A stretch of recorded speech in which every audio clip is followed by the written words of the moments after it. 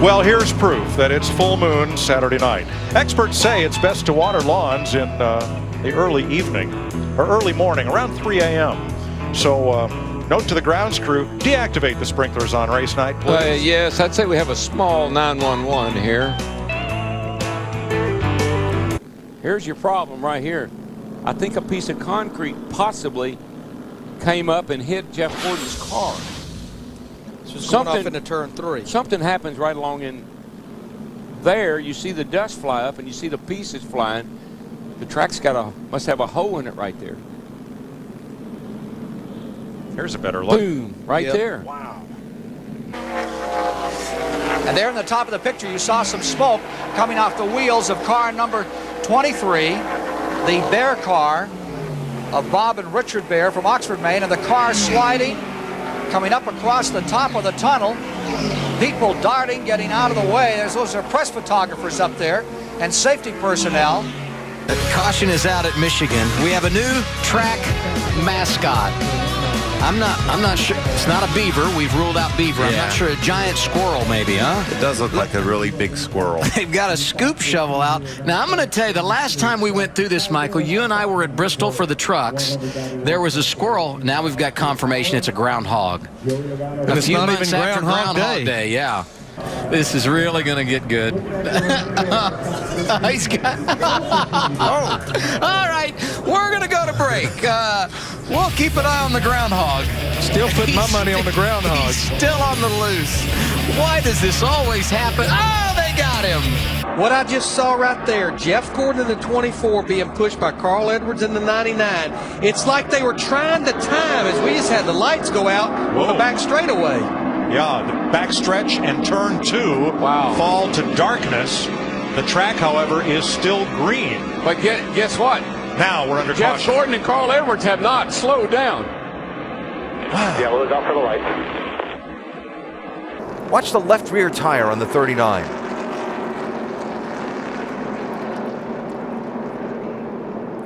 Oh, wow. I'll tell you, what you're seeing right there is the actual end of the housing breaking off because the hub's still attached. You can see it attached to the wheel. Just prior to halfway, Robert Huffman hit Dave Stacy coming off turn 2.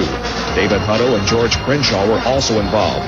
The recent heavy rains made the grass a skating rink, and Stacy's car slid all the way to the dirt embankment, flipped over it, and amazingly landed on its wheels in Lake Lloyd.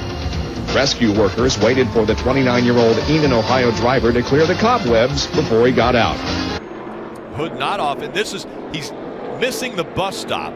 Oh my goodness. Up and that thing just exploded, the whole nose of it. I don't know what that was. He was slowing down through the bus stop.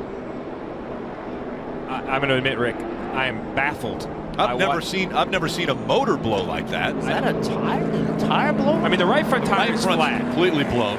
We see Jake Will Hobgood, keep putting Will Hobgood on the outside. Oh, and 48 gets a bump from the Robert Huffman car. He spins.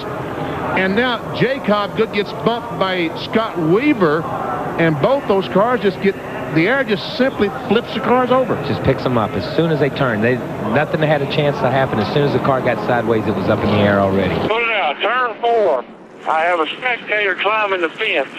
Security not doing their job. Guy climbing over the damn fence. I think that's the first time there's been a caution for somebody climbing up on the fence. A big piece of debris right there. That or a trap door in the track 1. That's what it looks like.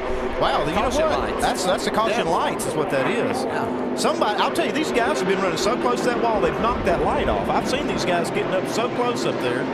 I believe they knocked the light off. Watch this. Here it comes. No, maybe it's just the wind off of them. Man, The wind's blowing hard that way, too. But that's a heavy-duty light, too, now. It's a good thing it didn't hit a car. Yeah, exactly. Now, here it is, overhanging the track at turn 4. The first car coming is going to be Kyle Busch. That's going to catch in his right front wheel well, and it's just going to whipsaw the fender behind the wheel well. Now, where is it going to go? Watch Mark Martin right here.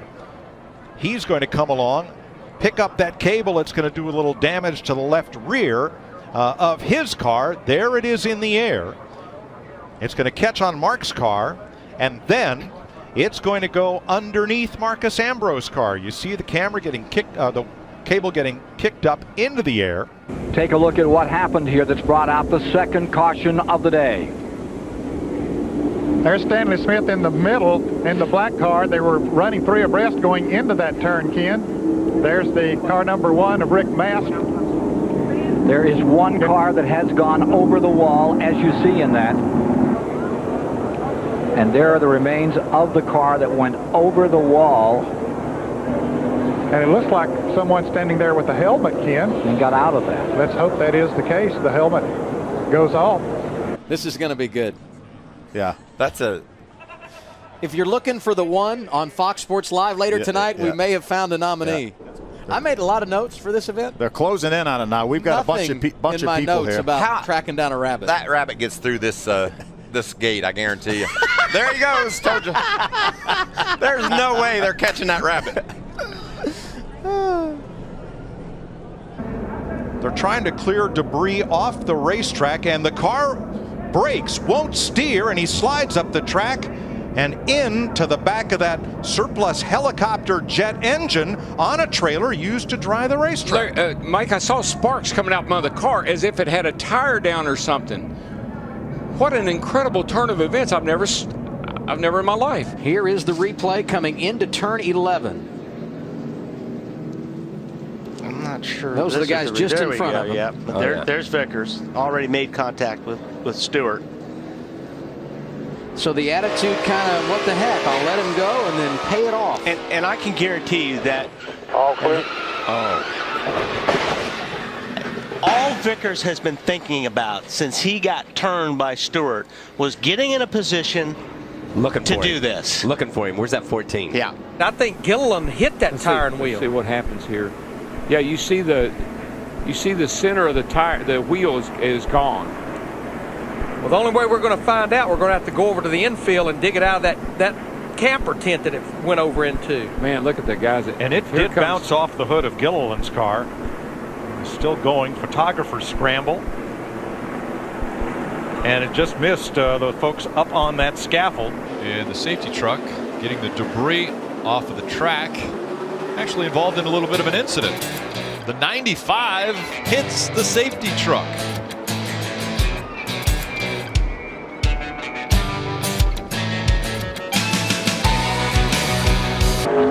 Here we see Todd Bodine. He's going to be involved. Now, Jeff Gordon comes down. They're going to get 3 abreast, and Todd Bodine doesn't know that. He gets touched by the 77 car of Sachs. He goes down, hits the 24 car. Sachs, the 8 car, spins, and look at all these cars behind. They got no place to go. Watch Mark Martin. He's hit someone. He has no brakes. Now watch him. He hits the inside retaining wall. That's the car up in the middle of your screen. Hits the Die Hard 500 sign. Shoots through a guardrail right here. Goes right on through it. Mows it down. Still at top speed and hits another fence and then the guardrail and finally comes to rest. Something going on up on the hillside hospitality area overlooking turn 1, and you see the drivers racing through that smoke. It doesn't have anything to do with what's going on the racetrack. We'll see if we can find out exactly what it is here in a minute. Well, that's got to be unsettling for the drivers to drive through that, dude. I promise you, at 190 miles an hour entering that corner, already treacherous conditions to start with. Somebody telling you everything's okay. Caution's out. They dropped the green flag or waved the green flag to restart the race. However, the drivers are controlled these days as much by the green and yellow flag as by the caution lights all the way around the racetrack. And we're told the caution lights failed to extinguish when the track went green. But he's definitely getting better. He's actually on the lead lap, Mike. Yes. But when that caution came out on lap 45, we were watching him. He was just about to go a lap down. So I think these cautions, they've possibly been his best friend, Matt. The lights are on, but I didn't hear him say caution. They're not waving the... Absolutely. Yeah, something going on. The caution lights came on without being triggered by NASCAR. So now the call has come down from the tower to wave the caution flag.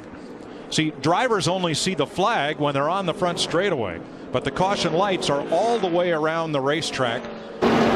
Okay, we've got a caution on the racetrack. It is our 6th, and the word we're getting from NASCAR. Remember I told you that Brian Scott was called back in for a missing lug nut? Well, it turns out they were wrong. So what they are going to do is slow everybody down and give Scott his position back. Yeah, it's not unprecedented. That happened a long time ago. I was Earnhardt's crew chief at Rockingham, and we made a green flag stop. Said we had a loose lug or a missing lug nut, and we didn't. So they did the same thing, but haven't seen that in quite a few years. Yeah, and Mark had caught these cars. You can see Bobby Labonte looks like just loses it, gets loose with that car right up behind him there. But Mark had been there for a while, and you can see Mark spinning now. Not much you can do except hold on and lock the brakes as a driver at this point in time. And right there. Oh. Ed Martin had caught this 47 and 42 and been behind them for about 10 laps, but couldn't get around them because the 47 and 42 had a little fresher tires, but you can see the fire underneath. The tire gets away from the 47 team of Marcos Ambrose. A crewman runs out to get it. You just cannot do that. That brings out the caution. And guys, that turned everything upside down at that point. Just 6 cars on the lead lap, and that was lap 66, I believe. Yep, lap 66. Field coming to get the green flag. And the green flag's in the air, and they put the caution back out because they still had safety vehicles on the track in turns 1 and 2. What in the world? What were they thinking? They got about 3 trucks still out on the racetrack. And some guys haven't seen it yet. They wave the green with safety vehicles. You see them there, still on the track, on the apron between turns 1 and 2. These are live pictures of snow in the area. It snowed a little bit earlier, and it's really coming down now. We've had a couple of leaders, 2 lead changes, 3 cautions in the race, 32 laps in. Kevin Harvick ahead of J.J. Yaley, but the red flag is out. And it looks they need a Zamboni machine for this. Oh, man, I tell you right now, I've heard of the Snowball Derby, but this like it may wind up being the Snowball Derby. Now, I haven't. You and Darrell Waltrip. I know Jamie McMurray is with us. Yeah, there's a groove. You're talking about looking for a groove on the track. Jim Cantori would be very happy right now. Hey, Michael, it was only 20% chance of rain. I think we got all 20.